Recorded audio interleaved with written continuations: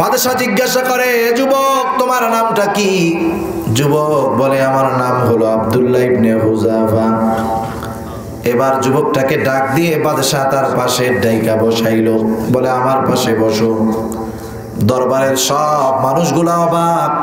আমরা তো মনে করেছিলাম তাদের শিরচ্ছেদের আদেশ করা হবে, কিন্তু এখন দেখি বাদশা তার শত্রুকে নিয়ে আদর করে নিজের পাশে ডাইকা বসায়। বাদশার পাশে কি শত্রু বসতে পারে বলেন? বাদশা যাকে ভালোবাসে, পছন্দ করে, কাছের মানুষ, তারাই তো বসাবে। আব্দুল্লাহ ইবনে হুযাফা বাদশার পাশে এসে বসলো। বাদশা এবার আব্দুল্লাহ ইবনে হুযাফাকে বলে, আব্দুল্লাহ, আমার পাশে বসতে পারা যেন তেন ব্যাপার নয়, সবাই আমার পাশে বসতে পারে না। আমি যেন তেন কাউকে আমার পাশে বসতে দেই না। আমার পাশে শুধুমাত্র বসতে পারে সে, আমি বাদশা যাকে ভালোবাসি। তোমাকে দেখার পর তোমার প্রতি আমার ভালোবাসা জাগ্রত হয়ে গেছে আব্দুল্লাহ। আমি চাই তোমার সাথে আমার একটা মহব্বতের সম্পর্ক হবে। কিন্তু আব্দুল্লাহ, তোমার আর আমার মধ্যে একটা জিনিস বাধা হয়ে দাঁড়ায় গেছে। ও আব্দুল্লাহ, আমি হলাম খ্রিস্টান, খ্রিস্ট ধর্মের অনুসারী, খ্রিস্টানদেরকে ভালোবাসি, কিন্তু তুমি তো আমার ধর্মের লোক না, তুমি হলা মুসলিম। আমার পক্ষ থেকে তোমার প্রতি প্রস্তাব হলো, তুমি যদি ইসলাম ধর্ম ত্যাগ করে, ইমাম ত্যাগ করে খ্রিস্ট ধর্ম গ্রহণ করো, আমার পক্ষ থেকে তোমার জন্য অনেকগুলা পুরস্কার। 1 নম্বর পুরস্কার, আমি বাদশা আমার হৃদয়ের মণিকোঠায় ভালোবাসা সর্বোচ্চটা তোমাকে প্রদান করব, সবচাইতে বেশি ভালো তোমাকে বাসবো। শুধু তাই না, আমার ভালোবাসার মানুষ আমার হাতে আটক থাকতে পারে না, আমি তোমাকে মুক্তি দিয়ে দিব। সাথে সাথে আমার জেলখানায় যত মুসলিম কয়েদি আছে, তোমার সম্মানার্থে তাদেরকেও মুক্তি দিয়ে দিব। শুধু তাই না, আমার ঘরে আমার একমাত্র সুন্দরী ষোড়শী যুবতী কন্যা, একমাত্র কলিজার টুকরা কন্যা, সেটাকে আমি তোমার সাথে বিবাহ দিয়ে দিব।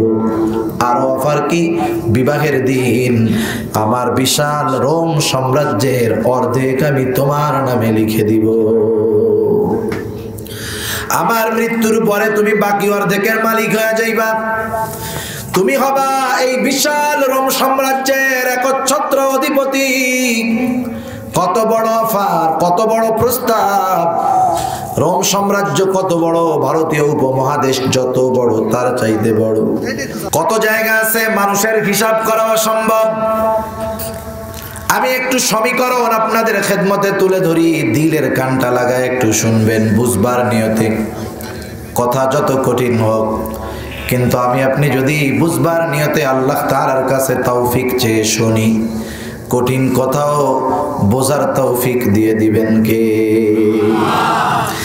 এই যে পৃথিবীটা, পৃথিবী আলো পায় সূর্যর থেকে। কিসের থেকে আলো পায়? সূর্য থেকে আলো পায়। সূর্যটা পৃথিবী থেকে 9,30,00,000 মাইল দূরে। শুধু তাই না, এই সূর্য পৃথিবীর চাইতে 13 লক্ষ গুণ বড়। 13 লক্ষ পৃথিবী একত্রিত করলে যত বড় হবে, ওই সূর্যটা এই 13 লক্ষ পৃথিবীর সমপরিমাণ বড়। কিন্তু এই সূর্য যখন সকালবেলা ওঠে পূর্ব আকাশে, মনে হয় যে রাজা হাঁসের ডিম সেদ্ধ দিলে কুসুমটা যেমন, সূর্যটার ওই রকম লাগে, ঠিক না? আবার যখন ডুবে যায়, অস্ত যাওয়ার আগে আকাশে কুয়াশা যদি থাকে, আগের থেকেই দেখা যায় সূর্যটাকে সিদ্ধ একটা ডিমের কুসুমের মতো মনে হয়। অথচ এই সূর্য পৃথিবীর চাইতে 13 লক্ষ গুণ বড়। এত বিশাল সূর্যটাকে এত ছোট দেখা যায়, এর কারণ হলো অনেক দূরে, 9,30,00,000 মাইল দূর। সূর্যের আলো পৃথিবীবাসী ভোগ করে, পৃথিবীবাসী পায়। বিজ্ঞান বলে সূর্যের কেন্দ্র থেকে পৃথিবীর কেন্দ্রে সূর্যের আলোটা পৌঁছাইতে সময় লাগে 500 সেকেন্ড। কত second? 8 minute 20 second. 8 minute 20 second. 8 minute 20 সেকেন্ডে সূর্যের আলো অতিক্রম করে 9,30,00,000 মাইল। আলোর গতি হলো প্রতি সেকেন্ডে প্রায় 3 লক্ষ কিলোমিটার, এই হিসাবে 1,86,000 মাইল। তার মানে সূর্যের আলো পৃথিবীতে পৌঁছায় 8 মিনিট 10 সেকেন্ডে, পথ অতিক্রম করে 9,30,00,000 মাইল। যার কাছে ক্যালকুলেটর মোবাইল আছে হিসাব করবেন পরে, 1,86,000 গুণ দিবেন 500, দেখবেন ফলাফল আসবে 9,30,00,000। এত দূর থেকে সূর্যের আলো 8 মিনিট 20 সেকেন্ডে পৌঁছায়া যায়। আবার আকাশের মধ্যে মিটমিট করে তারা জ্বলে, রাতের বেলায় দেখছেন না কত তারকা আছে আকাশে। মহাকাশ নিয়ে যারা গবেষণা করে নাসা, এদেরকে যদি প্রশ্ন করা হয় তোমরা তো মহাকাশ নিয়ে গবেষণা করো, বলো তো আকাশে তারকার সংখ্যা কত? ওরা নিঃসন্দেহে জবাব দিবে আকাশ জুড়ে কত তারকা আছে এর কোনো হিসাব আমাদের জানা নাই। অগণিত তারকা আছে, অগণিত তারকা। কিছু দেখি আবার কিছু দেখা যায় না।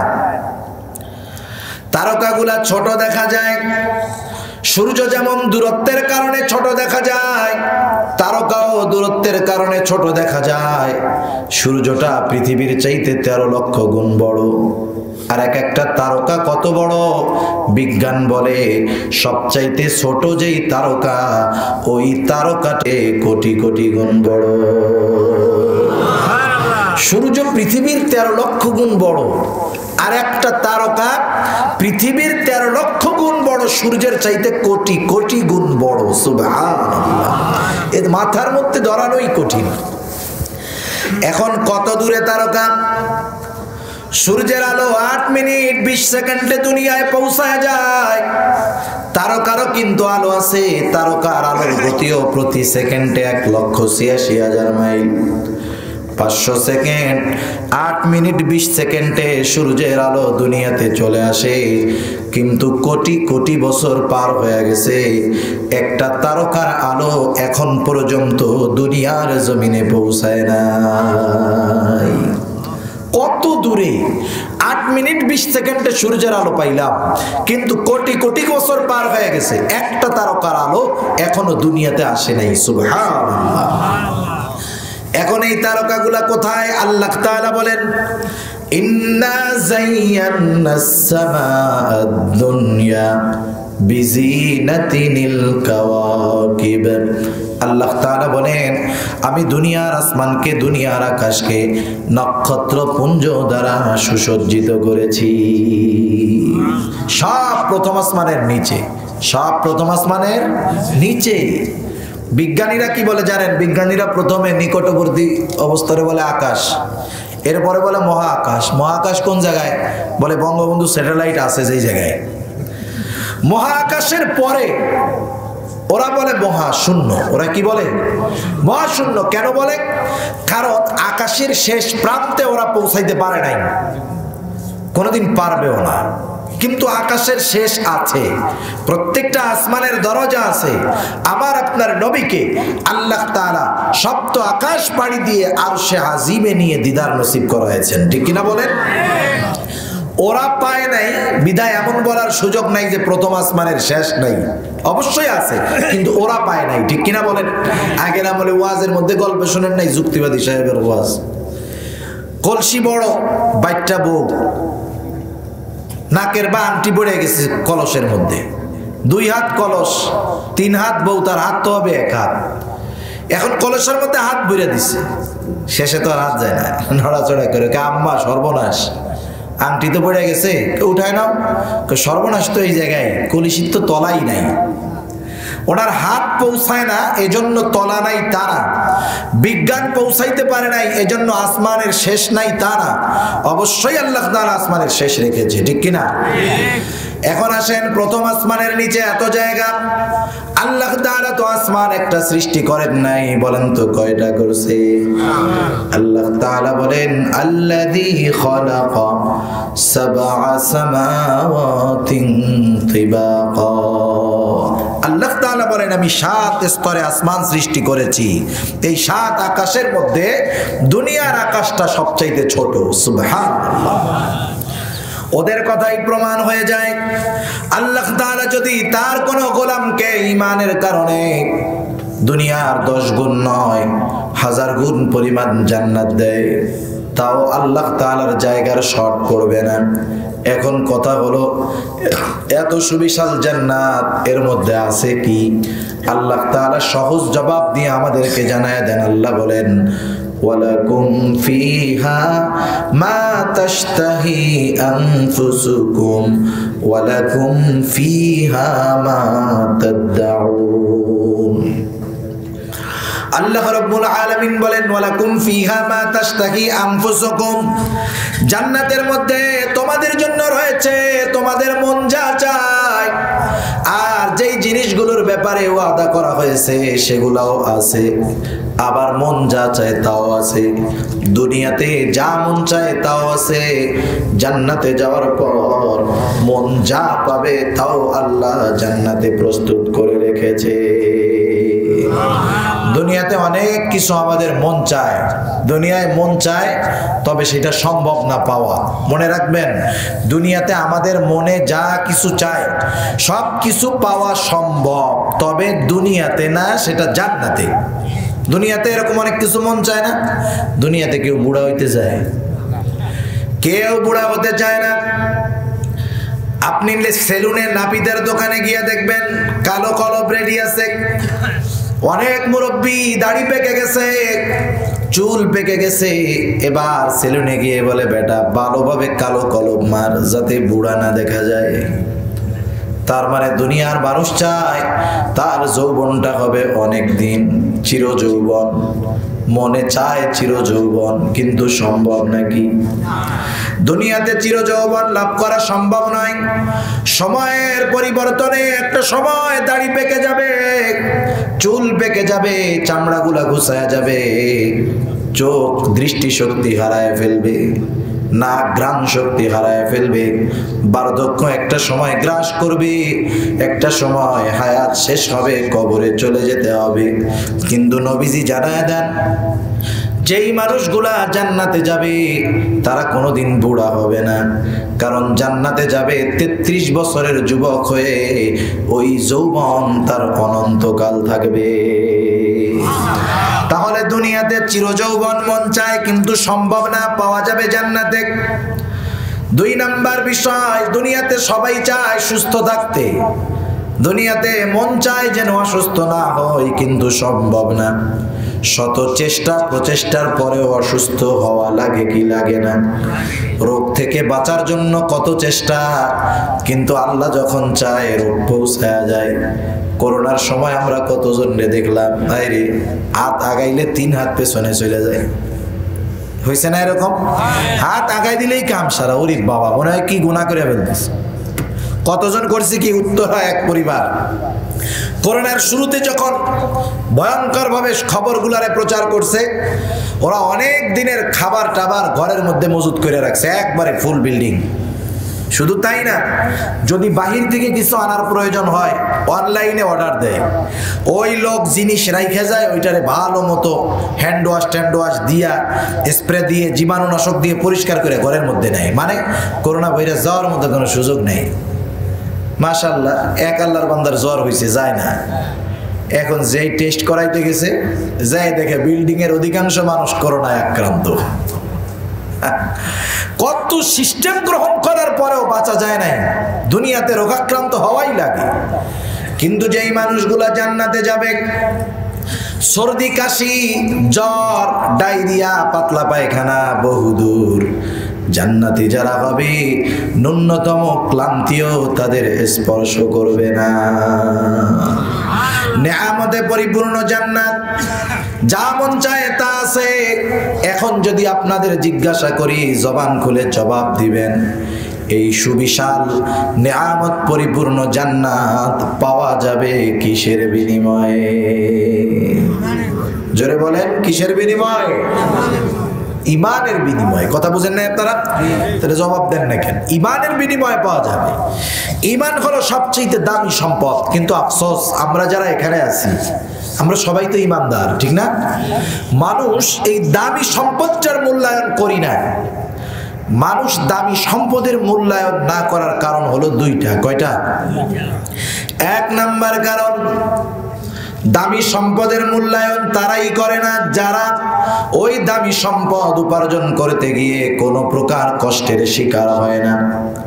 আপনাদের আশেপাশে এমন লোক অনেক থাকতে পারে, দেখে থাকবেন হয়তো বাবা কষ্ট করে সম্পদ উপার্জন করেছে, জমি জাতি গাড়ি বাড়ি সব করেছে, লোকটা মারা গেল, কিন্তু তার সন্তান ওয়ারিশ সূত্রে সম্পদের মালিক বিনা পরিশ্রমে।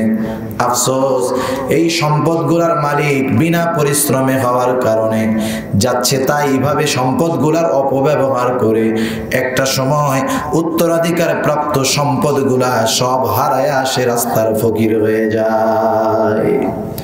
কেন তার কাছে এই সম্পদের মূল্যায়ন নাই? কারণ এই সম্পদ অর্জন করতে তার কোনো কষ্ট হয় নাই। বিদেশে প্রবাসে লোক থাকে না, প্রবাসে যারা থাকে, আমাদের দেশের অধিকাংশ মানুষ প্রবাসে গিয়ে হাড় খাটুনি না গাধার খাটুনি কাটতে হয়। 18 ঘন্টা ডিউটি করে, বাকি 6 ঘন্টার মধ্যে নিজে রান্না করে খাওয়া, 6 ঘন্টার মধ্যে কাপড় চোপড় ধোয়া, গোসল, সব এই 6 ঘন্টার মধ্যে। আবার মধ্যপ্রাচ্যে যারা থাকে, বিশেষ করে যারা কনস্ট্রাকশনের কাজ করে, ওয়েল্ডিং এর কাজ করে, প্রচুর 50-55 ডিগ্রি গরমের মধ্যে, বিশাল উঁচু উঁচু বিল্ডিং এর মধ্যে জীবনের ঝুঁকি নিয়ে কাজ করে, রক্ত পানি বানায়া পরিশ্রম করে সম্পদ উপার্জন করে দেশে পাঠায়।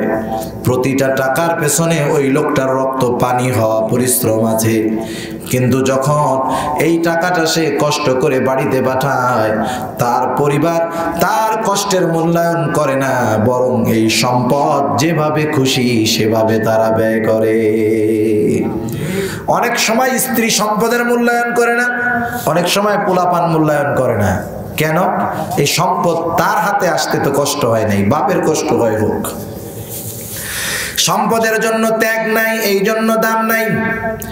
কিন্তু সাহাবায়ে কেরাম সম্পদ, ঈমান নামক সম্পদ কেমন মূল্যায়ন করেছে? কারণ ঈমানের জন্য তাদের ছিল সর্বোচ্চ ত্যাগ। এজন্য তামাম দুনিয়া ছাড়তে তারা তৈয়ার, জীবন দিতে তারা তৈয়ার, কিন্তু তারা ঈমান ছাড়তে রাজি হয় নাই। এমন ঘটনা যদি সাহাবাদের জীবন থেকে শোনাই, একটা দুইটা নয়, শত শত ঘটনা পাওয়া যাবে।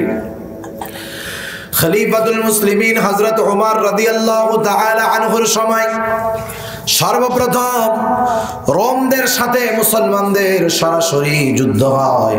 এর আগে একবার তাবুকের যুদ্ধে রোমদের সাথে যুদ্ধের কথা ছিল, কিন্তু আল্লাহ তাআলা আল্লাহর নবী দূরে থাকা অবস্থায় রোম সৈন্যদের অন্তরে রাসূলুল্লাহ সাল্লাল্লাহু আলাইহি ওয়াসাল্লামের ভীতি ঢুকায়া দিল। বিনা যুদ্ধে কষ্টের সফর তাবুক বিজয় করলো মুসলমান, কিন্তু সরাসরি কখনো যুদ্ধ হয় নাই। সর্বপ্রথম হযরত ওমর রাদিয়াল্লাহু তাআলা আনহুর সময় রোমদের সাথে সরাসরি যুদ্ধ হলো। যেহেতু এখন পর্যন্ত রোম মুসলমানদের সামনে সরাসরি যুদ্ধে লিপ্ত হয় নাই, এজন্য মুসলমান সৈন্যদের ব্যাপারে তাদের অনেক কিছু অজানা ছিল। অপরিচিত সৈন্যর মুখোমুখি হওয়া রিস্কের ব্যাপার। এজন্য রোম সম্রাট দরবারের মধ্যে তার প্রধান গোয়েন্দাকে বলল, ও গোয়েন্দা, একটু খোঁজ খবর নিয়ে আসো মুসলমান সৈন্যবাহিনীর ব্যাপারে। গোয়েন্দা খোঁজ খবর নিয়ে আসলো। আসার পরে খোঁজ খবর জানাইলো। বাদশাহ প্রশ্ন করে, বলে সৈন্য সংখ্যা কত? গোয়েন্দা বলে, বাদশাহ চিন্তা করবেন না, সৈন্য সংখ্যার দিক দিয়ে আমরা তাদের চাইতে অনেক বেশি। অস্ত্র বলের অবস্থা কি? বলে অস্ত্র আমাদের গুলা অনেক আধুনিক। এইবার বাদশাহ বলে, গোয়েন্দা, তাহলে যে চতুর্দিক দিয়ে মুসলমানদের বিজয়ের খবর শুনি, তারা লোক কম, অস্ত্র দুর্বল, তাহলে তাদের এই বিজয়ের মূল কারণটা কি? তাদের লোক সংখ্যা কম, অস্ত্রের সংখ্যা কম, কিন্তু বড় বড় প্রতিপক্ষ তাদের কাছে পরাজিত হয়ে যায়, কারণটা কি বলো? গোয়েন্দা বলে, বাদশাহ নামদার, আমি এইটা চিন্তা করেছি। আমাদের সৈন্যগুলা যুদ্ধের ময়দানে যায় শুধুমাত্র জয়ের আশায়, চাপে পড়ে সম্পদের লোভে। কিন্তু মুসলমান যুদ্ধের ময়দানে চাপে পড়েও আসে না, সম্পদের লোভেও আসে না। মুসলমান যুদ্ধের ময়দানে শাহাদাতের অমিয় সুধা পান করতে আসে। তারা শাহাদাতের নিয়তে ময়দানে আসে, এজন্য ওরা পিছপা হয় না। আর আমাদের গুলা তো মরতে যায় না, জিততে যায়। এই ভয়ে বিপদ দেখলে কাইটা পড়ে। বাদশাহ একটু অবাক হয়ে গেলেন, বলো কি তাদের অন্তরে কি দুনিয়ার কোনো মায়া নাই? স্ত্রী সন্তান পরিবার পরিজনের প্রতি কি তাদের ভালোবাসা মায়া নাই? বলে হ্যাঁ আছে। তাহলে কোন জিনিস তাদের অন্তর থেকে স্ত্রী সন্তান সম্পদের মায়া দূর করে দিল? গোয়েন্দা বলে বাদশাহ নামদার, এই মানুষগুলোও একদিন সম্পদের পিছনে দৌড়াইতো, পরিবারের মায়া তাদের অন্তরের মধ্যে ছিল, কিন্তু তাদের অন্তর থেকে দুনিয়ার মায়া স্ত্রী সন্তানের মায়া যেই জিনিসটা দূর করে দিয়েছে সেটার নাম হলো ঈমান। তারা যখন মুশরিক ছিল তখন তাদের দুনিয়া প্রিয় ছিল, কিন্তু ঈমান আনার পরে পরকাল তাদের কাছে প্রিয় হয়ে গেছে। বাদশাহ একটু অবাক, সেনা প্রধানকে বলে, সেনা প্রধান, যাদের কাছে ঈমান এমন দামি সম্পদ, আমি ওই মানুষগুলার ঈমানটাকে একটু পরীক্ষা করতে চাই। যুদ্ধের ফলাফল যা হয় হোক, তোমার প্রতি আমার কমান্ড হলো, আদেশ হলো, কিছু জীবিত মুসলমান সৈন্য আমার কাছে ধরে পাঠাবা। যুদ্ধ শুরু হয়ে গেছে। ঘটনাক্রমে মুসলমানদের একটা দল কাফেরদের হাতে আটকা পড়ে গেল। 40 জনের একটা দল, তাদেরকে পাঠায় দেওয়া হলো রাজধানীতে। বাদশাহর আদেশে পরের দিন সকাল বেলায় বাদশাহর সামনে হাজির করা হলো। ইতিহাস থেকে শুনাইতেছি আপনাদের, প্রসিদ্ধ ইতিহাস গ্রন্থ আল বিদায়া ওয়ান নিহায়ার মধ্যে বিস্তারিত লেখা আছে। বাদশাহর আদেশ, পরের দিন সকাল বেলায় হাজির করা হলো। সবাই চিন্তা করতেছে, এই বুঝি বাদশাহ আদেশ করে আমি রোম সম্রাটের বিরুদ্ধে যুদ্ধ করার জন্য আসছে, কত বড় সাহস! সবগুলার দেহ থেকে মাথাটাকে আলাদা করে দাও, শিরচ্ছেদ করে দাও। কিন্তু বাদশাহ এমন কোনো আদেশ করলেন না। বাদশাহ সিংহাসনে বসলেন, আটককৃত মুসলিম সৈন্যদের দিকে তাকায় বললেন, এই মুসলমান সৈন্যরা, তোমাদের এই দলের এই কাফেলার আমির কে? তোমাদের এই দলের আমির কে? কারণ মাতবর যে নেতা যে, ওরে যদি হাত করা যায় এমনি অনেকগুলো হাত হয়ে যায়, ঠিক না? চিন্তা করতেছে আমিরকে যদি বাগে আনা যায় সবগুলা ক্লিয়ার। বাদশাহ এবার বলে, কে? একজন যুবক দাঁড়ায় গেছে, বয়স হবে 17 বা 18 বছর, যুবক মানুষ আসছে তৎকালীন সময়ের সর্বোচ্চ পরাশক্তি দুইটার একটা, রোমের বিরুদ্ধে যুদ্ধ করার জন্য। শুধু তাই না, এই 17 বছরের যুবক সে আবার একটা দলের আমির। কিন্তু আফসোস, সময়ের পরিবর্তন। একটা সময় 17 বছরের মোহাম্মদ বিন কাসিম সেই আরব থেকে এসে উপমহাদেশে ইসলামের পতাকা উড্ডয়ন করেছিল। আর সময়ের পরিবর্তনে আমাদের মুসলিম 17 বছরের যুবক যুদ্ধ তো বহুদূর, বিয়েও করতে পারে না। বিয়ে করতে পারে? সরকারি হিসাবে 18 বছরে বিয়ে করতে পারবে না। পুরুষের হিসাব হলো 21 বছর। পলায় চলায় দেন, এটা তো ভালো করেন। এটা একটা আনসাইন্টিফিক সিদ্ধান্ত।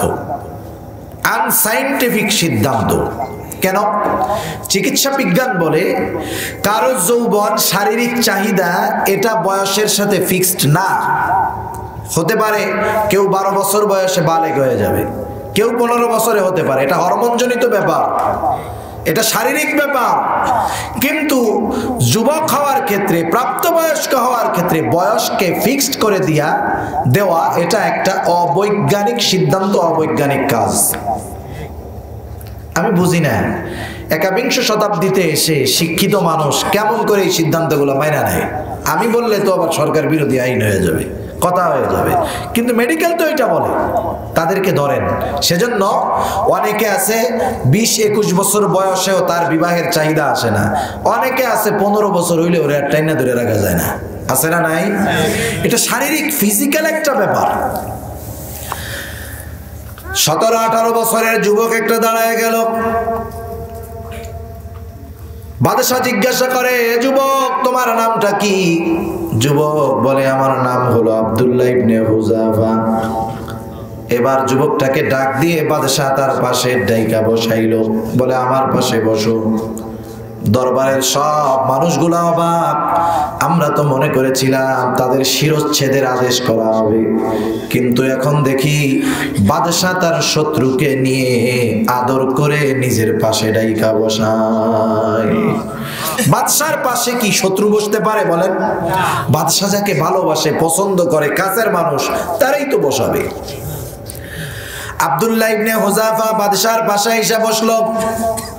বাদশাহ এবার আব্দুল্লাহ ইবনে হুযাফাকে বলে, আব্দুল্লাহ, আমার পাশে বসতে পারা যেন তেন ব্যাপার নয়, সবাই আমার পাশে বসতে পারে না, আমি যেন তেন কাউকে আমার পাশে বসতে দেই না, আমার পাশে শুধুমাত্র বসতে পারে সে, আমি বাদশাহ যাকে ভালোবাসি। তোমাকে দেখার পর তোমার প্রতি আমার ভালোবাসা জাগ্রত হয়ে গেছে আব্দুল্লাহ। আমি চাই তোমার সাথে আমার একটা মহব্বতের সম্পর্ক হবে, কিন্তু আব্দুল্লাহ তোমার আর আমার মধ্যে একটা জিনিস বাধা হয়ে দাঁড়ায় গেছে। ও আব্দুল্লাহ, আমি হলাম খ্রিস্টান, খ্রিস্ট ধর্মের অনুসারী, খ্রিস্টানদেরকে ভালোবাসি, কিন্তু তুমি তো আমার ধর্মের লোক না, তুমি হলা মুসলিম। আমার পক্ষ থেকে তোমার প্রতি প্রস্তাব হলো, তুমি যদি ইসলাম ধর্ম ত্যাগ করে, ইমান ত্যাগ করে খ্রিস্ট ধর্ম গ্রহণ করো, আমার পক্ষ থেকে তোমার জন্য অনেকগুলা পুরস্কার। 1 নম্বর পুরস্কার, আমি বাদশাহ আমার হৃদয়ের মণিকোঠায় ভালোবাসা সর্বোচ্চটা তোমাকে প্রদান করব, সবচাইতে বেশি ভালো তোমাকে বাসবো। শুধু তাই না, আমার ভালোবাসার মানুষ আমার হাতে আটক থাকতে পারে না, আমি তোমাকে মুক্তি দিয়ে দিব। সাথে সাথে আমার জেলখানায় যত মুসলিম কয়েদি আছে, তোমার সম্মানার্থে তাদেরকেও মুক্তি দিয়ে দিব। শুধু তাই না, আমার ঘরে আমার একমাত্র সুন্দরী ষোড়শী যুবতী কন্যা, একমাত্র কলিজার টুকরা কন্যা, সেটাকে আমি তোমার সাথে বিবাহ দিয়ে দিব। আরো অফার কি, বিবাহের দিন আমার বিশাল রোম সাম্রাজ্যের অর্ধেক আমি তোমার নামে লিখে দিব। আমার মৃত্যুর পরে তুমি বাকি অর্ধেকের মালিক হয়ে যাইবা, তুমি হবা এই বিশাল রোম সাম্রাজ্যের একচ্ছত্র অধিপতি। কত বড় অফার, কত বড় প্রস্তাব! রোম সাম্রাজ্য কত বড়, ভারতীয় উপমহাদেশ যত বড় তার চাইতে বড়। এত সুবিশাল সাম্রাজ্যের অধিপতি হওয়ার অফার শুধুমাত্র ঈমানের বিনিময়ে, ঠিক কিনা বলে? আমাদের কাছে যদি এমন প্রস্তাব আসতো, আমরা চিন্তা করতাম একটু হিকমত খাটাই, ঈমানটা গোপন করে আগে সম্পদের মালিক হয়ে নেই, তাই না? যেমন আমাদের যারা দাড়ি রাখে না, অনেকে রাখে না, যারা আল্লাহ রাখার তৌফিক দিক, এদেরকে আমরা যখন বলি ভাই দাড়ি রাখে, আরে হুজুর কি বলেন, একটু বয়স হোক না, বুড়া হই এরপরে রাখবো।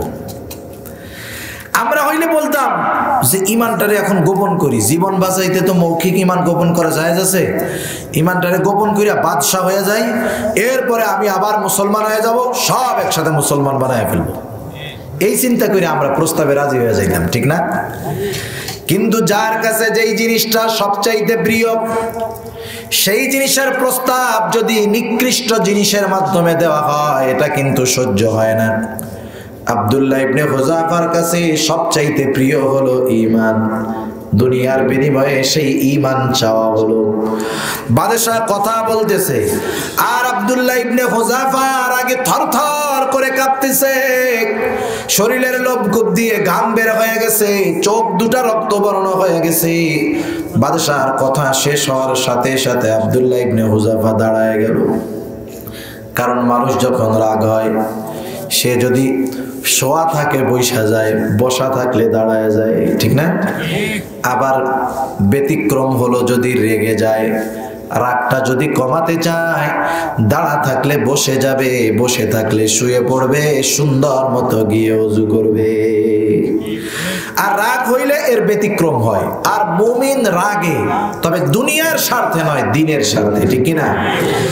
আব্দুল্লাহ ইবনে হুযাফা বসা থেকে দাঁড়ায় গেছে, বাদশার দিকে ফিরে রক্ত চক্ষুতে জবান খুলে বলে, রমের কুকুর, তুই কি কি দুনিয়ার বিনিময়ে আমার ঈমান কিনতে চাস? তুই শুনে রাখ, এ তো তোর সামান্য রোম সাম্রাজ্য। তুই যদি আমাকে গোটা দুনিয়ার মালিকও বানায় দিস, আমি আব্দুল্লাহ ইবনে হুযাফা আমার ঈমান তোর কাছে বিক্রয় করব না। আব্দুল্লাহ ইবনে হুযাফা বাদশার মুখোমুখি প্রস্তাবটা ফিরাইয়া দিল। রোমের মানুষ কোনোদিন দেখে নাই তাদের বাদশার উপরে চোখ গরম করে উঁচু গলায় কেউ কথা বলতে পারে। রোমের মানুষ কোনোদিন দেখে নাই। যে জিনিস আমরা কখনো দেখি নাই, এমন জিনিস যদি আমরাও দেখি, মুহূর্তের জন্য আমরা হতবাক হয়ে যাব, তাই না? হতবাক মানে হইলো টের পায় না কি দেখতেছি, সত্য না মিথ্যা, কথাও কয় না, চুপ করে খালি দেখে। কি হইলো এটা? মানে সুস্থ অবস্থায় অজ্ঞানের মতো আর কি। বাদশাহ চুপ, রাগে ক্ষোভে অন্দরমহলে চলে গেছে। ভেতরে গিয়ে ফরমান পাঠায় দিছে, কত বড় সাহস, আমার প্রস্তাব ফিরাইয়া দেয়, ঈমানের গৌরব দেখায়, ওকে জেলখানার মধ্যে আটকায় রাখ, ওর ঈমানের পাওয়ার কত সময় থাকে দেখে ছাড়বো। বাদশার আদেশ, জেলখানার মধ্যে আটকায় রাখা হলো। বাদশা জানায় দিল, খাবারও দিবা না, পানিও দিবা না। আবার ডাক্তারকে বলে রাখছে, ডাক্তার খোঁজ খবর রাখবা, যখন দেখবা খানা পানির অভাবে অবস্থা বড় করুন, আমার কাছে এসে খবর দিবা। যুবক আব্দুল্লাহ ইবনে হুযাফা জেলখানার মধ্যে আটক। 1 সপ্তাহ হয়ে গেছে, খাবারও নাই, পানিও নাই। আমরা যদি একটা দিন না খাই অবস্থা কি হবে চিন্তা করেন। যুদ্ধের ময়দান থেকে যুবককে আটক করা হলো, জেলখানায় আটকায় রাখা হলো, খাবারও নাই, পানিও নাই। 1 সপ্তাহ পার হয়ে গেছে। জেলখানার মধ্যে যুবক আব্দুল্লাহ ইবনে হুযাফা শুয়ে আছে, কিন্তু বোঝা যায় না আব্দুল্লাহ ইবনে হুযাফা দুনিয়ায় আছে নাকি দুনিয়া থেকে চলে গেছে। মানুষ যখন অতি দুর্বল হয় তখন কথাও মুখ দিয়া বাইর হয় না। ডাক্তার ভেতরে গিয়া দেখে অবস্থা একেবারে শেষ প্রান্তে, খানা পানি যদি না দেওয়া হয় অবস্থা খারাপ হয়ে যাবে। দৌড় দিয়ে চলে গেল ডাক্তার বাদশার কাছে, গিয়ে বলে, বাদশা নামদার অবস্থা খারাপ, এখন যদি খাবার এবং পানি না দেওয়া হয় মারা যেতে পারে। বাদশাহ বলে, যাও খাবার আর পানি নিয়ে যাও, তবে খাবার নিবা মদ মেশানো পানি, হালাল না হারাম। কিন্তু যখন জীবনের আশঙ্কা, হালাল খাবার যদি না থাকে, আল্লাহ তাআলা সূরা মায়েদার মধ্যে বলে দিলেন, জীবন বাঁচানোর জন্য যতটুকু হারাম গ্রহণ করার দরকার অতটুকু যদি কেউ গ্রহণ করে এটা দোষণীয় নয়। আবার বাদশা বলছে, ওর সামনে খাবার দিবা, খাবারের আগে কিন্তু এটা বলে দিবা শুয়োরের গোশত আর মদ মেশানো পানি। বাদশা তাওরাতের আলেম ছিল, সে চিন্তা করতেছে যে যদি ওকে হারাম খাওয়ানো যায়, খাবার না খাওয়াইয়া দৈহিক দুর্বল বানিয়ে দিয়েছি, আর হারাম খাওয়াতে পারলে ইমানি দুর্বল হয়ে যাবে। সমাজের মধ্যে যেগুলা হারামখোর আছে না, সুদখোর ঘুষখোর আছে না নাই, এগুলা যতই মোটা তাজা হোক ওগুলার দৈহিক শক্তি আছে, কিন্তু হারামের কারণে ইমানি শক্তি ওদের দুর্বল। আর যারা হালাল খায়, চিকন মানুষ, ইমানদার, দৈহিক দুর্বলতা হতে পারে কিন্তু হালালের কারণে ইমানি শক্তি তাদের আছে, ঠিক কিনা? সেজন্য দেখবেন বুড়া খুনে দুর্বল হয়ে গেছে, চলতে পারে না নিজে, কিন্তু ইসলাম, ঈমান, কোরআন, আল্লাহ এবং রাসূলের বিরুদ্ধে কোনো কথা শুনলে ওই বুড়া কেমন জানি যৌবনে যেমন ছিল তেমন হয়ে যায়, ঠিক কিনা বলেন? এগুলো ঈমানি পাওয়ার। আব্দুল্লাহ ইবনে হুযাফার সামনে খাবার নিয়ে যাওয়া হলো। স্বাভাবিক একটা মানুষ যখন ক্ষুধার্ত থাকে, খাবার নাই এক ব্যাপার, কিন্তু খাবার যখন সামনে আসে আর সহ্য করা যায় না। যেমন রোজার মাস মনে করেন সেহরির সময় আমরা তো হামদাইয়া খাই, জব্বর আকারে খাই। আমরা চিন্তা করি যে 14 ঘন্টা না খেয়ে থাকতে হবে, গলা সমান যদি না খাই কাজ হয় নাকি? যত ধরে তত খাই। এক লোক প্রতিদিন ফজরের নামাজ পড়ে, ফজরের নামাজ, এখন রোজার মাস শুরু হয়েছে আর ফজরের নামাজে যায় না, বলেন যে নামাজি সে কি রোজার দিন ফজরের নামাজ বাদ দিবে? এখন ইমাম সাহেবের সাথে দেখা যে ভাই আপনি আমার নিয়মিত মুসল্লি, ফজরের মুসল্লি তো অনেক পাওয়া যায় কিন্তু ফজরের নিয়মিত মুসল্লির তো বড়ই অভাব। আপনি ছিলেন কিন্তু রমজান মাস উপলক্ষে কি ফজর বাদ দিয়ে দিয়েছেন? উনি বলেন না হুজুর, কাহিনী তো এটা না, আপনারা তো রোজার দিন সুবহে সাদিক শেষ, আজান দেন 10 মিনিট পরেই নামাজ পড়েন, আর আমি সেহরির সময় এমন আকারে খাবার আর পানি খাই, আমি যদি নামাজ পড়তে এসে ওই সময় রুকু দেই সব। এই জন্য ওই শেষ ওয়াক্তে আমি নামাজটা 1-1.5 ঘন্টা পরে পড়ি। আমাদের খাবারের ভাব হইল এরকম, যতই খাওয়া হোক এরপরেও দিন যখন একটু বড়, দুপুরবেলায় মসজিদে কিছু মুসল্লি দেখবেন নামাজ পড়ে একবার ডাইনে যায় একবার বামে যায়, ঘুমায়ও না যায়ও না। কেউ কেউ বলে কি হয়েছে, বলে রোজায় ধরছে রে, খিদা লেগে গেছে, ঠিক না? আবার কিছু মুসল্লি দেখবেন আসরের পর যখন ইফতারের সময় নিকটবর্তী, ওই সময়ের প্রতি মিনিট 60 সেকেন্ডে না, মনে হয় প্রতি মিনিট 200 সেকেন্ডে হইতেছে, যাই না। আবার আপনি যখন ইফতারি সামনে নিয়ে বসবেন, আছে মাত্র 5 মিনিট, অন্য সময় এমনিই চলে যায়, কিন্তু ইফতার যখন সামনে তখন মনে হয় যে 5 মিনিট 50 মিনিট হয়ে গেল, তাও এখনো হুজুর আজান দেয় না, ঠিক না? ওই সময়টা ফিলিংসটা কি থাকে? খাবার তো তখন সামনে, আগের হিসাবের কথা বাদ, ওই সময় মনোভাব থাকে এরকম, সবচাইতে তৃষ্ণার্ত থাকে মানুষ পানির। শরবত যখন বানানো হয় ইউসুফগুলির ভুসি দিয়া, লেবু দিয়া, সুন্দর মতো ট্যাঙ্ক দিয়া 4 লিটারের জগের মধ্যে বানাইছে, অন্যান্যগুলো সব বাদ, পানির দিকে তাকায় মনে হয় ওই 4 লিটার আমি একাই খাবো, ঠিক না? আজান দেওয়ার সাথে সাথে সব কিছু বাদ দিয়া, খেজুর বাদ দিয়ে হলেও আগে ডক ডক ডক ডক করে পানি মেরে দেয়, ঠিক না? তৃষ্ণার্ত ব্যক্তির সামনে যখন পানি আসে তৃষ্ণা বেড়ে যায়, ক্ষুধার্ত ব্যক্তির সামনে যখন খাবার আসে তার ক্ষুধা বেড়ে যায়, স্বাভাবিক। বাদশাহ চিন্তা করেছে আব্দুল্লাহ ইবনে হুযাফা দুর্বল, খাবার যখন দেখবে ক্ষুধা বেড়ে যাবে, এমত অবস্থায় যদি বলা হয় হারাম খাবার তাও খাবে। বাদশার ডাক্তার যখন আব্দুল্লাহ ইবনে হুযাফার সামনে খাবার দিয়ে বলে, আব্দুল্লাহ খাবার না খাইলে কিন্তু তুমি মারা যাবা, আবার শোনো খাবার হলো শুয়োরের গোশত আর মদ মেশানো পানি। আব্দুল্লাহ ইবনে হুযাফা যদিও দৈহিকভাবে দুর্বল, ঈমানের দিক দিয়ে সবল। আব্দুল্লাহ ইবনে হুযাফা ঈমানি আওয়াজ তুলে বলে, ডাক্তার এগুলো সরায় ফেল, আমি আব্দুল্লাহ ইবনে হুযাফা খানা পানি না খেয়ে মৃত্যুবরণ করব, তবু হারাম খাবার আমার ঠোঁটে লাগাবো না। এক ঝাড়িতে বাদশার ডাক্তার বাদশার কাছে চলে গেছে, বলে বাদশা নামদার খায় নাই, এমন হুমকি দামকি দিল। বাদশাহ বুঝতে পারলো প্রথমে আমি লোভ দিয়েছিলাম, প্রলোভন দিয়েছিলাম, ঈমান ছাড়ে নাই, এরপরে দিলাম কষ্ট তাও ছাড়ে নাই, ফোন দিয়ে আটলাম তাতেও কাম হয় নাই, এবার ওর উপরে ডাইরেক্ট অ্যাকশনে যেতে হবে।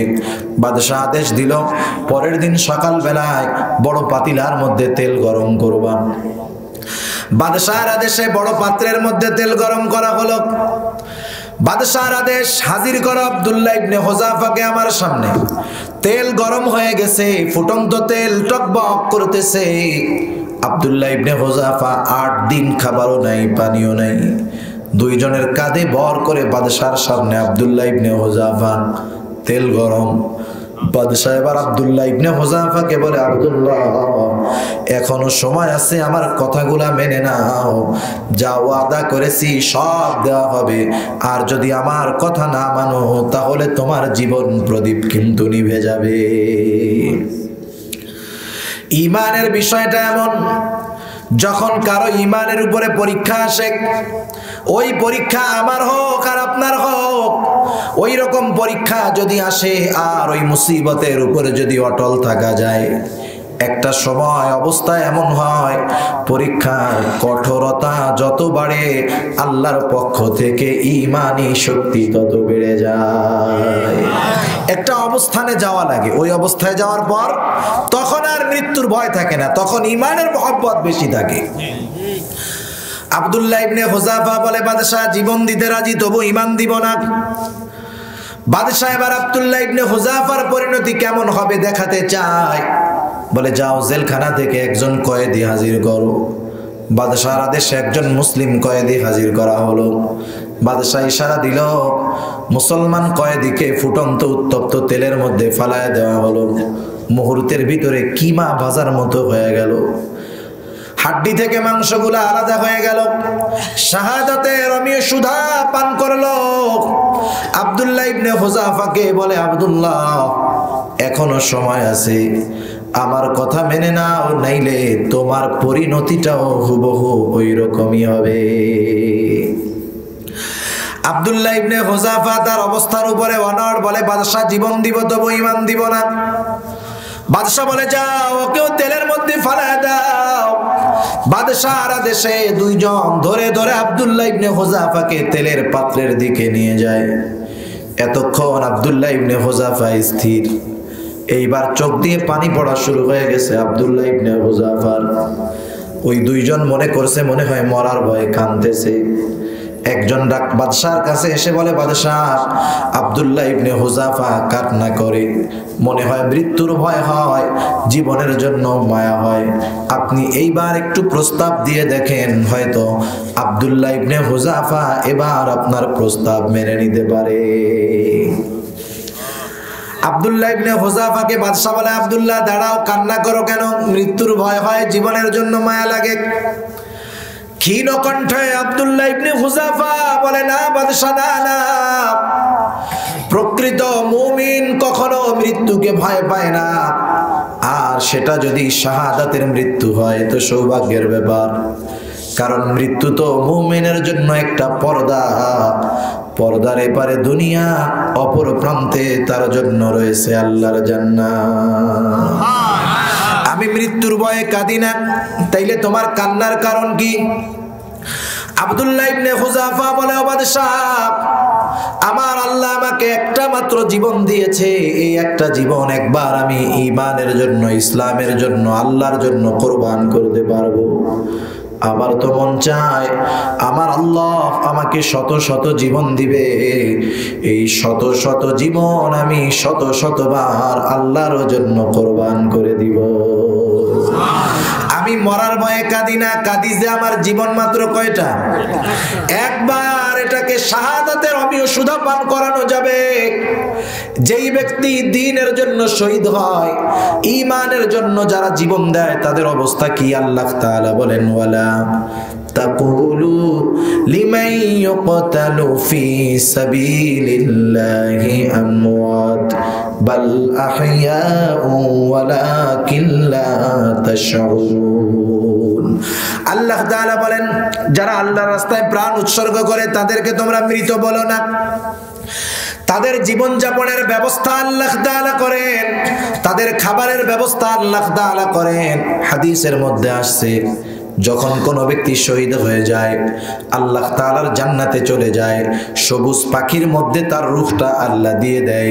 জান্নাতীদেরকে আল্লাহ তাআলা জিজ্ঞাসা করে, ও আমার গোলাম কি মন চায়? শহীদরা বলে, আল্লাহ কিচ্ছু মন চায় না, তবে একটা জিনিস চায়। কি মন চায়? বলে, আল্লাহ আবার যদি দুনিয়াতে পাঠাইতেন, ঈমানের জন্য কাফেরদের বিরুদ্ধে লড়াই করতাম, শহীদ হতাম, আবার পাঠাইতেন, লড়াই করতাম, শহীদ হতাম, এটাই শুধু মন চায়, অন্য কিছু নয়। তাহলে ঈমানের দাম যে বুঝে তার কাছে জীবনটা তুচ্ছ, ঠিক কিনা বলেন? তাদের সাথে আমাদের তফাৎ এই জায়গায়, তারা আল্লাহর কাছে এক ঈমানের জন্য শত জীবন কোরবান করতে তৈয়ার, আর আমরা এক জীবনের জন্য আমার ঈমানকে শতবার বেচতে তৈয়ার। আছে না এক ধরনের লোক এরকম? আছে। এরা কি করে জানেন না? ঢাকা শহরে আছে, এক জমি 15 জনের কাছে বেচে। এক জমি বেচে কয়জনের কাছে? 15 জনের কাছে। নির্বাচন আপনাকে এলাকায় হয়েছে কি হয়েছে না জানার দরকার নেই, কিছু ভোটার আছে, তার ভোট 15 জনের কাছে বেচে। আছে না নাই? মুমিনের কথার অনেক দাম। ওরা তো তামাম দুনিয়ার বাদশাহী প্রস্তাব দেওয়া হলো, লাথি মেরে ফালায়া দিয়েছে ঈমানের কারণে, আর আমরা এক কাপ চা, একটা পান, একটা বিড়ি পাইলেই কাম সারে। আছে না নাই বলেন?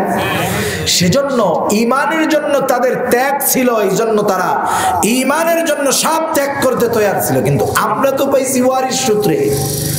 আমরা মনে করি আমার বাপ মা মুসলমান তাই আমিও মুসলমান, এই কারণে আমি ঈমানের দাম বুঝি না। যে কথা থেকে গেলাম, মানুষ দুইটা কারণে ঈমানের মূল্যায়ন করে না। এক নাম্বার, যেই ব্যক্তি দামি জিনিস বিনা পরিশ্রমে পায় সেটার মূল্যায়ন করে না। আমরা যারা ঈমান নামক দামি দৌলতের মূল্যায়ন করি না, এক নাম্বার কারণ হলো বিনা ত্যাগে ঈমানের মতো দৌলত পেয়েছি।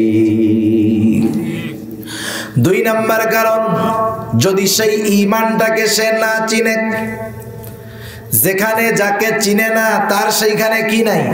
দাম নাই। যারে যেখানে চিনে না সেখানে তার দাম নাই। যে জিনিস আমি চিনি না আমার কাছে দাম নাই। কোটি টাকার হীরা আপনি যদি ছোট বাচ্চার হাতে দেন, বলেন তো এই কোটি টাকার হীরা ওর কাছে কোনো দামি? কারণ কি? ওইটার দামও চিনে না, ওর দাম জানে না। সেজন্য যে যেইটার দাম চিনে না, জানে না, ওইটার দাম তার কাছে নাই। একটা গল্প শোনাই, গল্প শোনায় আলোচনা শেষ করে দিব, অনেক সময় হয়ে গেছে। মুরব্বীদের গল্প আর কি। আপনাকে পাশে তো নদী আছে, এই জন্য আমার গল্পটা মনে পড়ছে, বলি। এক জেলে ছিল, জেলে। সে প্রতিদিন সকালবেলায় নদীর মধ্যে মাছ মারতে যায়। কিছু জেলে আছে দেখবেন, ও সকালে 2 ঘন্টা মাছ মারবে আর বিক্রি কইরা সারাদিন যা হয় ও বাসায় আরাম করবে। অত পরিশ্রম করতে রাজি নাই, দিন আনে দিন খায়। সকালবেলায় নদীতে জাল নিয়ে চলে গেছে, খেপলা জাল, কি বলে আপনাদের? খেপলা জাল, ঝাঁকি জাল নিয়ে চলে গেছে নদীর পাড়ে। নদীর মধ্যে জাল মারে। প্রতিদিন 10টার মধ্যে মাছ মারা, মাছ বেচা শেষ। আজকে 10টা বেজে গেল, মাছ পায় না একটাও। 10টা শেষ, 11টা 12টা, মাছ নাই। এখন তার তো চিন্তা চলে আসছে, আজকের বাজার যেমন তেমন, আজকে যদি মাছ না পাই, আগামী দিন সকালবেলায় আমার স্ত্রী, সন্তান, মা বাবা কি গায়ে থাকবে? চোখের মধ্যে সন্তান, স্ত্রীর চেহারাটা ভেসে উঠছে। জোহরের সময় নিকটবর্তী। সর্বশেষ আল্লাহর কাছে বলে, আল্লাহ সর্বশেষ নদীর মধ্যে জাল মারবো, মাছ পাইলেও ভালো, না পাইলেও ভালো। এই নিয়তে আল্লাহর নামে নদীর মধ্যে জাল মেরে দিল। এতক্ষণ যখন জালটা ধরে টান দেয়, জালটা এমনিতেই উঠে চলে আসে। এইবার যখন জালটা টান দিয়েছে, এমনিতে উঠে আসে না, কেমন কেনি জোর জোর লাগে। খুশি হবে না? খুশি হবে। যে জোর ভাবতেছে 10-12 কেজি ওজনের একটা বোয়াল মাছ তো হবেই। কারণ বিল টিল যাদের আছে দেখবেন, বিলে যারা মাছ মারে, বড় বড় মাছ, শৈল মাছ বা এই মাছগুলা যখন পানির মধ্যে যায়, আস্তে আস্তে যায়, এত আস্তে যায় উপরে ঢেউও হয় না, খুব সতর্কতার সাথে যায়। কিন্তু ওই জায়গা দিয়ে যদি মিস্টার পুঁটি মাছ যায়, কি হবে বলেন তো? ঝড় সৃষ্টি করে যাবে উনি। এমন ঠোপ দেয়, ঠাপ দেয়, ঢাপ দেয় আর কি। এক এক দেশে এক এক ভাষা বলে। যেভাবেই যে দিক, অনেক জায়গা বলে ফুট ছাড়ে, এমন ফুট ছাড়ে মনে হয় যে বিশাল মাছ, ধরার পরে দেখা যায় চুনোপুঁটি। কিন্তু বড় মাছ নড়ে চড়ে কম। উনি চিন্তা করছে বড় মাছই হবে মনে হয়। এতক্ষণ যাবৎ যেই চিন্তা ছিল, বলেন তো চিন্তা আছে না গেছে? চিন্তা চলে গেল। আবার চিন্তা করতেছে, যদি 12-13 কেজি ওজনের একটা বোয়াল হয়, এমনি বোয়ালের কেজি যদি 400 টাকা হয়, মাছ যত বড় হয় ওই মাছের কেজির দাম তত বেশি হয়। আপনি আমি যদি এমন কাজ করি যে পুঁটি বাজারে ইলিশ মাছ কিনতে যান না, দেখেন ভাগা দেওয়া থাকে, এই ভাগে 400 টাকা কেজি, এই ভাগে 200 টাকা, 500, 600, 700, 800। আপনি যদি 400 টাকার কেজির কেনেন, আপনি 6টা মাছ পাবেন 1 কেজিতে। কিন্তু আপনি যদি 800 টাকা কেজি কিনতে যান, একটা মাছ ভাগে পড়বে সর্বোচ্চ, ঠিক না? মাছ যত বড় হয় ওর কেজির দাম তত বেশি হয়। ও চিন্তা করতেছে 15 কেজি ওজনের বোয়াল পাইলে আগামী 1 মাস আর মাছ মারা লাগবে না। আরামে শ্বশুর বাড়ি বেড়াবো, আরামে ঘুরে বেড়াবো, খাবো, কোনো টেনশন নাই। এই চিন্তা করতে করতে জেলে জালটা যখন টান দিয়ে উপরে উঠায়, এইবার দেখে মাছ কোথায়? 15-20 কেজি ওজনের একটা পাথর। এতক্ষণ যা ভাবছে সব গেছে। এবার আর মনে মনে কি বলবে, আল্লাহ আপনি এতক্ষণ দেন নাই, তাও এক ভাব ছিল, কিন্তু আশা দিয়া আপনি নিয়ে গেলেন। যাক, পাথর দিয়া খুশি, আমিও খুশি, আপনিও খুশি, আমিও খুশি। আপনারা কেউ যাবেন না? মাহফিলের শেষে আপনাদের সবার জন্য মেহমানদারির ব্যবস্থা আছে। জোরে বলেন আলহামদুলিল্লাহ। অল্প সময় আর। এখন উনি চিন্তা করতেছে পাথরটা পাইলাম, আল্লাহ দিছে, যাই মাথায় করে নিয়ে চলে যাই। বড় এক পাথর মাথায় করে নিয়ে ঘরের সামনে ফালায় রাখছে। শ্যাওলা বাটা ময়লা পাথর, ওটা তো আর আলমারির মধ্যে রাখবে না, ঘরের মধ্যে ফালায় রাখছে। পরের দিন সকালবেলায় জাল নিয়ে বের হবে। এর আগে তার বাড়ির সামনে দিয়ে বাজারের বড় জহুরি, হীরাচনি, পান্না, দামি দামি পাথরের ব্যবসা করে ব্যবসায়ী, ওই বাড়ির সামনে দিয়ে হেঁটে যায়। এইবার ওই পাথরের দিকে জহুরির নজর চলে গেল। জেলের বাড়ির সামনে এসে ডাক দেয়, বলে এই বাড়ির মালিক কে? জেলে বলে আমি হলাম এই বাড়ির মালিক। জহুরি বলে জেলে, ঘরের সামনে যেই পাথরটা পড়ে আছে এটা বিক্রয় করবা নাকি? বলেন তো, হীরার ব্যবসা যে করে সে যদি ময়লা পাথর কিনতে যায় মানুষ তো বলবে পাগল। এইবার লোকজন জড়ো হয়ে গেছে, কি হলো? জহুরি বলে পাথর বিক্রি করবা নাকি, বলো কত চাও তত দিব। জেলে লাস্টে বলে বলো যা দিবি দে, তুই নিয়ে যা তো। এই চিন্তা করে কিছু টাকা পেয়ে সে অনেক খুশি হয়ে গেল। জহুরি ময়লা পাথরটারে ব্যাগের মধ্যে ভরে ফেললো। উপস্থিত মানুষজন টিটকারি করতেছে, কানাঘুষা করে, কিরে জহুরির কি মাথা খারাপ হয়ে গেল নাকি? জেলের বাড়ির সামনে ফালায় রাখা ময়লা পাথরটা সে কিনে নিল, আবার বলে যা চাই তাও দেব। এবার পাথর জেলের থেকে পাথর কিনে ব্যাগে ভরা সারা। বলেন এখন কি এই পাথরের মালিক জেলে আছে নাকি?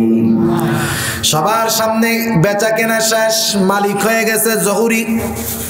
এতক্ষণ এই পাথরের মালিক ছিল জেলে। সবাই চিন্তা করে কেন কিনলো, আর জেলেও চিন্তা করে ভালোই হয়েছে, মাছ পাইলেও বেচতাম, এটাও তো বেচলাম, বলদ জহুরি।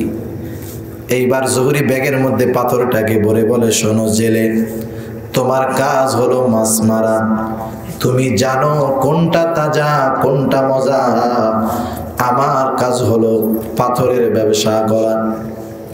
কারণ যে যেই কাজে অভিজ্ঞ তার ওই কাজের একটা অভিজ্ঞতা থাকে, ঠিক না?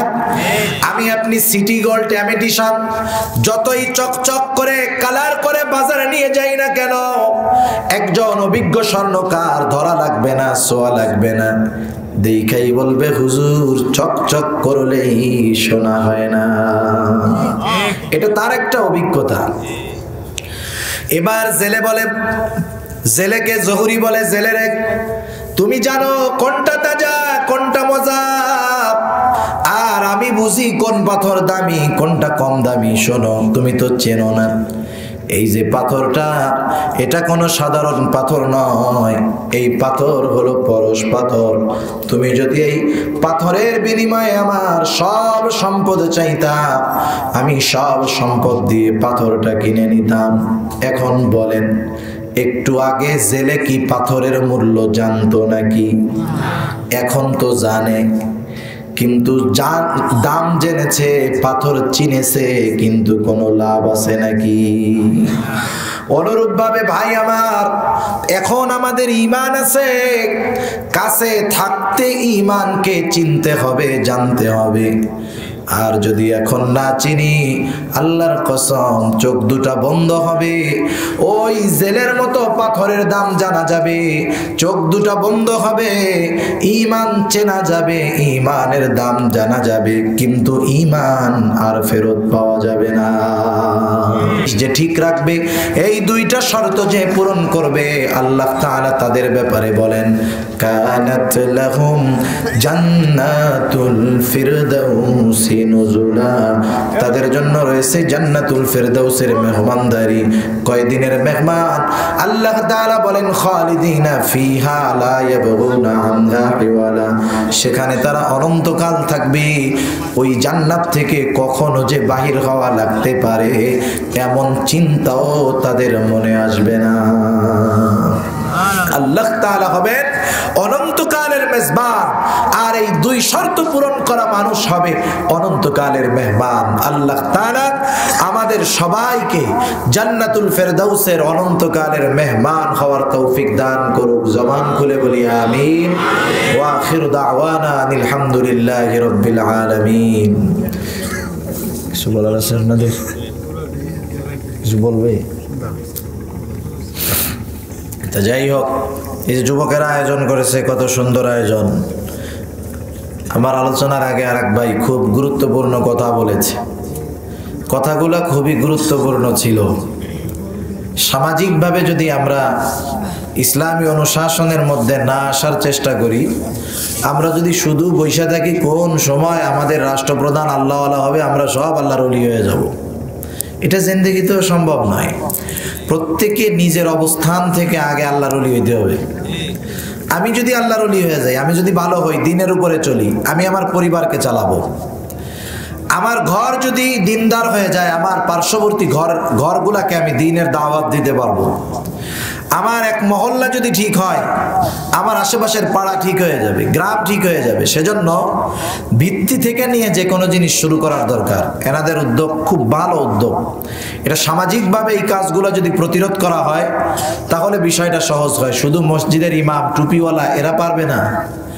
আপনারা যদি সবাই সহযোগী হন, তাহলে এই যে একটা দ্বীনি পরিবেশ কায়েম করার যে ইরাদা, দ্বীনি পরিবেশ কায়েম করার যে ইচ্ছা, এটা নিঃসন্দেহে সহজ হবে। ঠিক কিনা বলেন? নিঃসন্দেহে একটা সুন্দর দ্বীনি পরিবেশ কায়েম হবে। সেজন্য যুবকদের সাথে আপনারা সহযোগিতা করবেন, ওলামায়ে কেরামের সাথে সহযোগিতা করবেন, ওলামায়ে কেরামের সাথে থাকবেন। কারণ ওলামায়ে কেরাম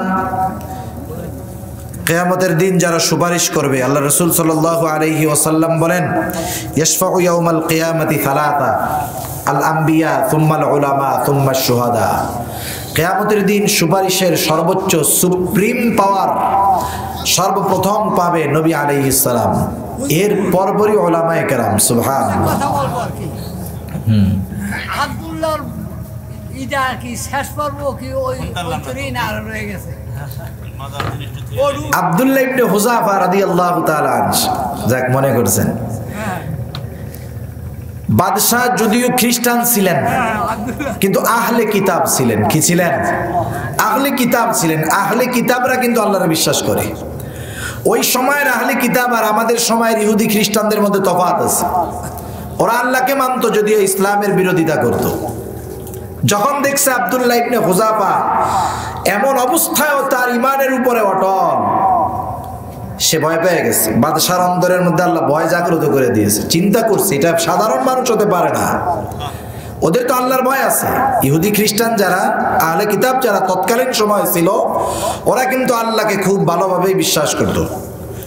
আর উনি তো তাওরাত, উনি ইনজিলের আলেম ছিলেন, আহলে কিতাব একজন আলেম ছিলেন উনি, বাদশাহ। ও চিন্তা করছে, যদি একে আমি শাস্তি দেই, তাইলে আমার ক্ষমতার মসনদ টানাটানি হতে পারে, আল্লাহর গজব আসতে পারে। যে ইমানের উপরে এত অটল, দেখবেন একজন মানুষ আপনার দুশ্মনী করুক, ওলামায়ে কেরামের দুশ্মনী করুক, শত্রু মনে করুক, ওই আলেম যদি টাকার কাছে বিক্রয় নাও হয়, জেল জুলুম যা খাটে খাটুক, একটা সময় ওই জালেম স্বীকার করে যে না, ও জেল খাটলেও আসলে আলেম ছিল। ঠিক কিনা বলেন? আর যারা কালের স্রোতে ক্ষমতাধর, যারা তাদের পদলেহন করার জন্য টাকা পয়সা খেয়ে ওদের পক্ষে বলে, এক সময় ওরাই বলবে এটা হলো জালেম। ও আলেম হইলে কি আমার টাকা খাইয়ে আমার পক্ষে বলতো নাকি? সেজন্য জালেমও হক চিনে। বাদশাহ যদিও ইসলাম বিদ্বেষী, কিন্তু ওই অবস্থার উপরে, ইমানের উপরে অটল যখন ছিল, বুঝতে পারলো আব্দুল্লাহ ইবনে হুযাফা, আমি যদি এর ব্যাপারে কঠোর কোনো পদক্ষেপ নেই, আমার উপরে বিপদ আসতে পারে। আইসে চুমা খাইছে কপালে। কোথায় চুমা দিছি? কপালে চুমা দিয়ে যত কয়েদি ছিল মুসলমান সবগুলাকে মুক্তি দিয়ে দিয়েছে। সুবহানাল্লাহ। আব্দুল্লাহ ইবনে হুযাফা দল নিয়ে চলে গেছে হযরত ওমর রাদিয়াল্লাহু তাআলা আনহুর কাছে। সবাই তো চিন্তা করছে শেষ, কি হইছে? আব্দুল্লাহ ইবনে হুযাফা ঘটনা খুলে বলছে, সর্বশেষ বলছে আমারে কপালে চুমা দিয়ে সবাইকে ছেড়ে দিছে। আব্দুল্লাহ ইবনে হুযাফার কপালেও খলিফাতুল মুসলিমিন হযরত ওমর রাদিয়াল্লাহু তাআলা আনহু চুমা দিয়ে দিয়েছে।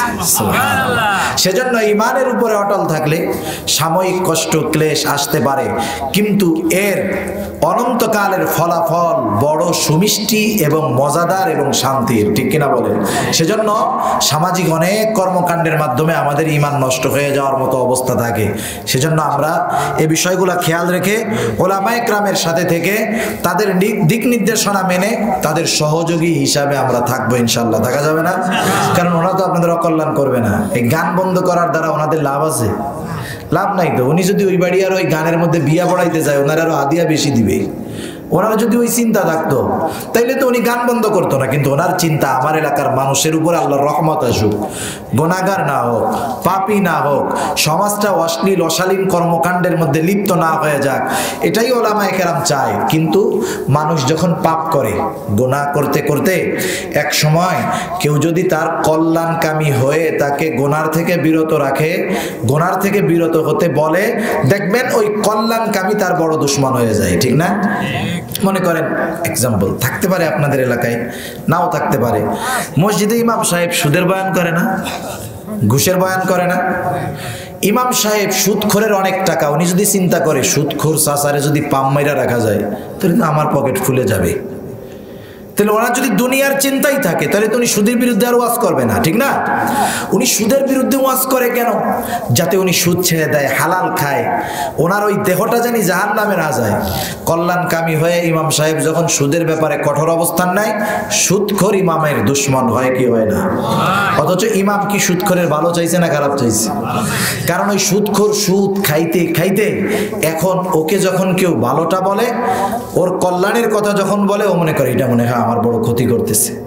সেজন্য ওলামায়ে কেরাম, আমরা বুঝি আর না বুঝি, গুটি কয়েক দুই একজনের কথা বাদ দেন, অধিকাংশ ওলামায়ে কেরাম এরা আমাদের কল্যাণের কাজে নিয়োজিত, এরা আমাদের কল্যাণের জন্য কাজ করে, দুনিয়াবি এবং পরকালীন কল্যাণের জন্য তারা আমাদেরকে দিক নির্দেশনা দেয়। এজন্য ওলামায়ে কেরামের সাথে থাকবো, কারণ কিয়ামতের দিন নবীর পরে সুপারিশ করার অনুমতি লাভ করবে ওলামায়ে কেরাম। সুবহানাল্লাহ। সেজন্য আল্লাহ তাআলা আমাদের সবাইকে কথাগুলো বুঝবার তৌফিক দান করুক, আমিন।